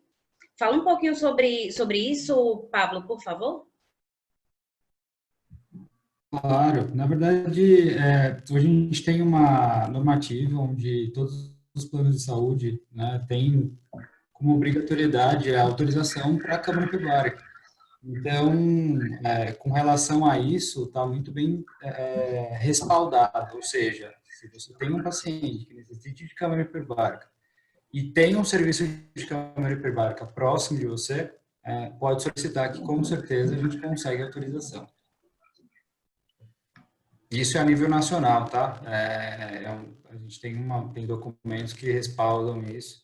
O ROL-DNS descreve a obrigatoriedade das sessões de câmara hiperbárica no caso de indicação clara, né? Claro, enfim, isso vai ser analisado pela Procuradoria de Saúde, mas tem sim obrigatoriedade na autorização quando evidência de autorização clássica, né? Claro. Certo. acredito que essa foi a única pergunta que nós tivemos. Então, eu vou finalizar Não, falando... Juliana. Deixa eu só Tem falar pergunta? uma coisa que eu esqueci. Vale aí. Primeiro eu queria parabenizar os dois, tanto o Pablo como o Joel. Na verdade, eu tive uma aula gigantesca aqui de dermatologia com o Joel. E o Pablo, ele é muito seguro e realmente ele passa uma credibilidade muito grande quando ele fala em hiperbárica. Parabéns aos dois e eu agradeço muito a presença de vocês dois nesse nossa segunda webinar da Regenere, né? Agradeço bastante em nome de Carlos e Felipe e Juliana. Mas eu tenho algumas perguntas, principalmente para o Joel. Vamos lá, Joel. Não sei se você vai conseguir, quer dizer, eu acho que dá. Vamos lá. O que é que você faz, na verdade, para evitar a necrose da borda? Aliás, a maceração da borda, Joel, além de usar um creme de barreira? Na verdade, na minha prática, eu não uso creme de barreira. Não é porque o creme de barreira é creme, então ele faz umectação, então ele vai prevalecer a umidade. Então, na minha prática, eu não gosto dessa terapêutica. Então, a minha tomada de decisão, na minha prática, é gase seca em 24 horas na borda e proteger o leite com um curativo de espuma, um alginato, e no outro dia eu vejo que a gase que está na borda, ela está mais saturada. Por quê? Porque a hidratação, ao líquido que estava lá, ela puxou. Tem muita gente que usa aquelas malhas, raiões com depósito de AGL, petrolato. Só que você favorece mais hidratação. E sabendo que o petrolato, ele também tem em estudos que falam que ele tem fator antifúngico, como também ele faz deslizamento e quebra autolítica.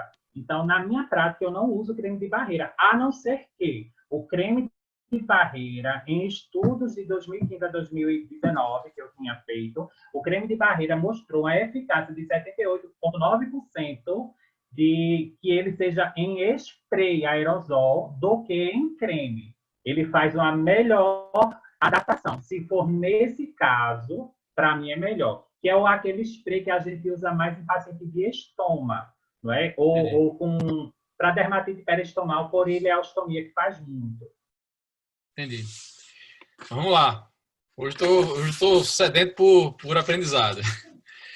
Para limpeza de ferida, Joel, você disse que geralmente não usa clorexidina, né? E se você usa, geralmente você usa a aquosa 4%, é isso? Se eu for colocar a clorexidina no leito, é exatamente específica em lesão crostosa, que foi aquele pé da pelagra que eu mostrei. A RDC mostra que não se deve colocar clorexidina em leito. A gente usa clorexidina em pele perilesional ao redor para a gente preparar o leito. Perfeito. Aí você diz, no meu cenário eu utilizo protocolado para limpeza sorofisiológico. Já no hospital B é água destilada.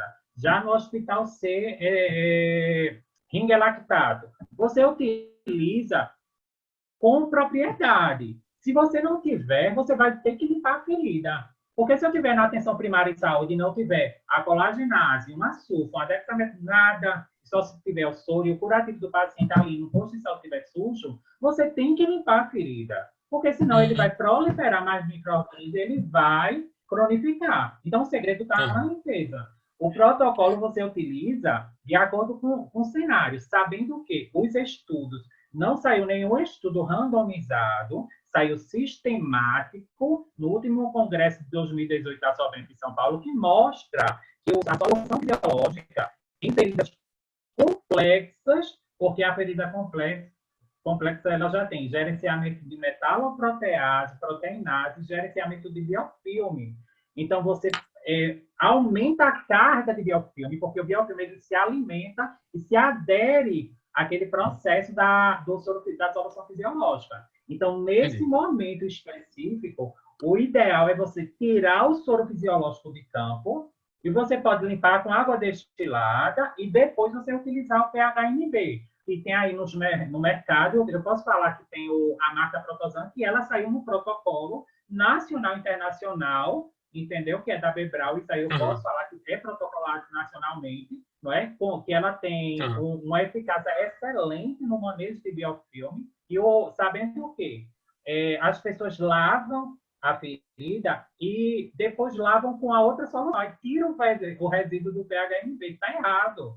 Então, se você vê que você vai gastar muita solução, eu sempre digo, pegue água destilada, faça a primeira limpeza, depois com técnica séptica, você vai umedecer a gás com PHMB, coloca sobre o leito da ferida, deixa ali o tempo de ação de 15 minutos. Tem gente que está fazendo a repetição de 15 minutos com PHMB. Não vai adiantar, entendeu? Porque o tempo de exposição à ferida para a área externa, assim, curativo, a temperatura, a questão termorregulativa vai interferir diretamente no processo de cicatrização.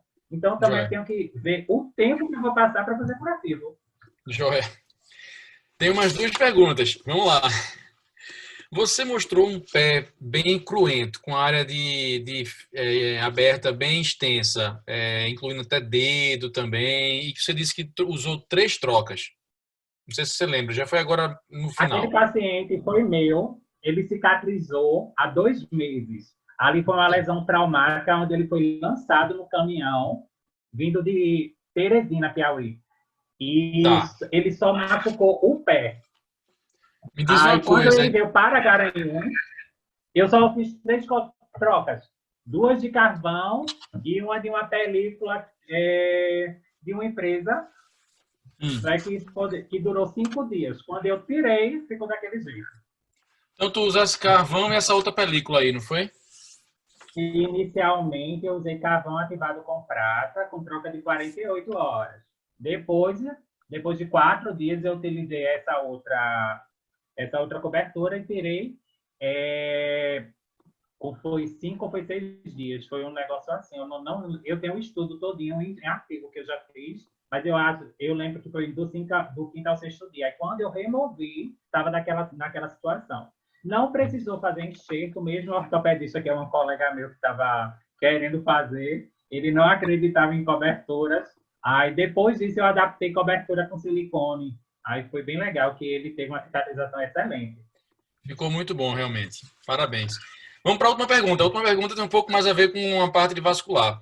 Naquelas úlceras venosas crônicas, que você já tem aqueles esfacelos bem endurecidos, aqueles esfacelos de longa data, que é difícil da gente conseguir realmente desbridar quimicamente. O que é que você tem como opção? O que é que você geralmente usa nesses casos para fazer essa limpeza química, Joel? Química, você pode utilizar o processo da colagenase sem clorafenicol. Ela dá um resultado excelente. Até estudos, e aí eu tenho até o manual do último estudo que saiu da colagenase, né, que fala sobre a quebra química. Você pode utilizar também uma coisa fantástica, que é a papaína de 8 a 10%, né, porque a gente tem a terapêutica da papaína, que de 2 a 4 é para granulação, de 5 a 7 é para esfacelo e tecidos amarelos, e de 8 a 10 é para tecidos necrosados. Então, você pode utilizar uma papaína de 8, que ela quebra essa parte, ela amolece, sabendo que a papaína é antifúngica, antimicrobiana, adstringente, não é? Ela se adapta e modifica o pH dela de acordo com o tipo de tecido que ela está sendo exposta. Perfeito.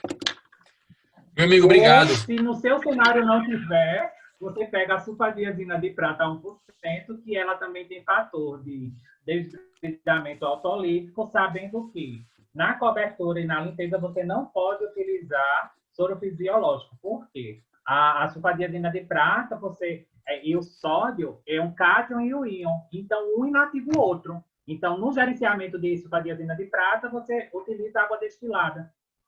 Joia. Tá joia.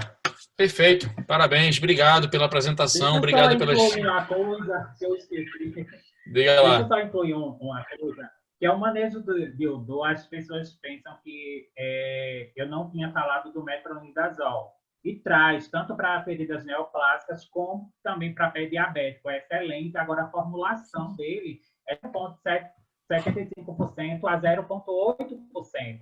Eu tenho até um estudo que foi uma tese de professor Marco Antônio, que é estomaterapeuta, doutor já em feridas. Ele fez essa adaptação e foi com lesão neoplásica. Eu já utilizei esse tipo de cobertura em pé diabético, úlcera venosa, e eu tenho um resultado fantástico. Aí você diz, Joel, eu estou no posto de saúde e eu só tenho um metronidazol geleia. Eu digo, use que serve.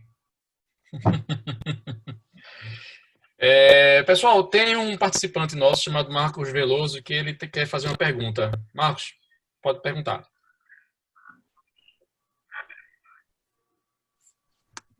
Marcos?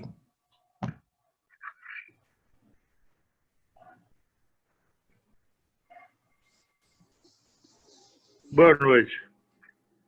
Estão me ouvindo? Sim. Estou ouvindo. Primeiro, parabéns pelas apresentações. Eu queria me dirigir ao primeiro palestrante, quando ele falou que é um problema que a gente enfrenta nas câmaras hiperbáricas, as indicações, em relação à indicação de úlcera varicosa em câmara hiperbárica. Porque, pela experiência que a gente tem, os resultados não são bons. E é uma coisa desanimadora, a gente às vezes insiste em colocar e não tem resultado. Gostaria de saber de vocês as indicações que vocês têm aí de colocar o doente com úlcera varicosa, não a úlcera mista, úlcera varicosa em OHB. Essa é uma ótima pergunta e, na verdade, uma pergunta que traz muita polêmica. E eu tomei o cuidado de falar sobre essa questão da abordagem de tratamento da causa, né? Então, assim, tratar uma úlcera venosa, o padrão ouro para tratamento de úlcera venosa é saber se ela tem infecção ou se não tem, controlar o leito da lesão com uma cobertura, das quais o Joel já citou muito bem, e, de repente, implementar, na verdade, a melhor opção é implementar uma terapia compressiva ou contensiva. Contensiva, na verdade, é o padrão ouro para tratamento de úlcera venosa. Claro, quando não tem uma conduta ou a necessidade de um processo cirúrgico, né? Então, pensando em hiperbárica para um caso de úlcera venosa, quando a gente já tem instituído todas essas condutas, seja tópicas ou elastocompressivas, a gente tem que pensar que a veia ela também tem uma irrigação. Então, a gente tem um processo chamado vasa vasorum, né? Que é o vaso que irriga o vaso. Então, pensando em uma veia que está inflamada e precisa resolver essa inflamação local, então a oxigenoterapia trabalha muito bem aí. Pensando, então, reduzir a inflamação venosa, reduzir o edema e aí efetivamente conseguir tratar essa ferida. Por isso que é tão interessante. E hoje já tem literatura que fala muito bem sobre tratamento de úlceras venosas conjugadas ao padrão ouro de tratamento tópico e elastocompressivo, conjugados à terapia hiperbárica.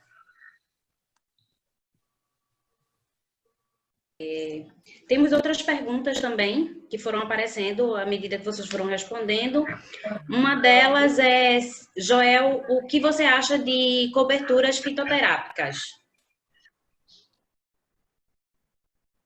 Eu gosto, mas a gente precisa ver que tipo de fitoterápico a gente vai utilizar. Não tenho nada contra, mesmo porque a gente tem pomadas à base de barbatimão. A gente sabe que barbatimão é um ótimo antimicrobiano, ele faz remoção tanto da crosta microbiótica, como ele também ativa, mantém o pH bom da ferida.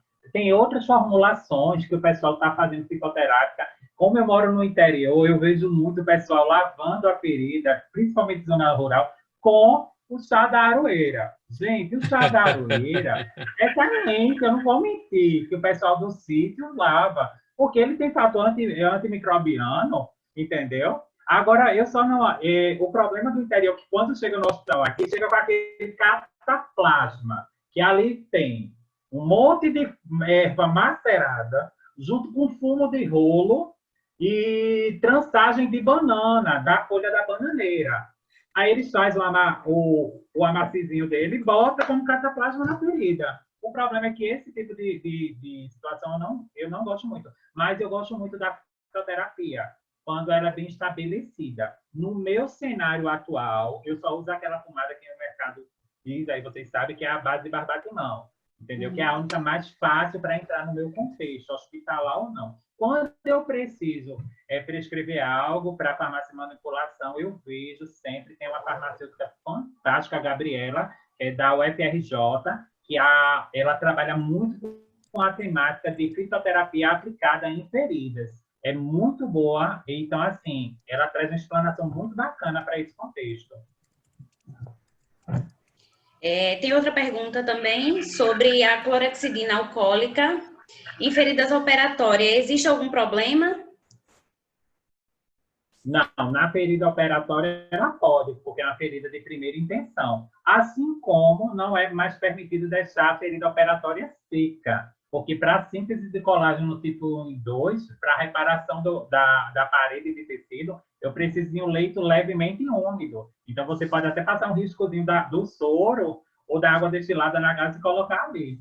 Entendeu? Então, assim, não tem problema. Se o protocolo institucional permitir, não tem problema. Sabendo que a cultura ainda traz, em hospitais bem municipalizados, distantes do interiorzão, o PVPI ou do Polvina ainda existe. Eu não vou mentir que não existe. Aqui, no meu cenário, não existe.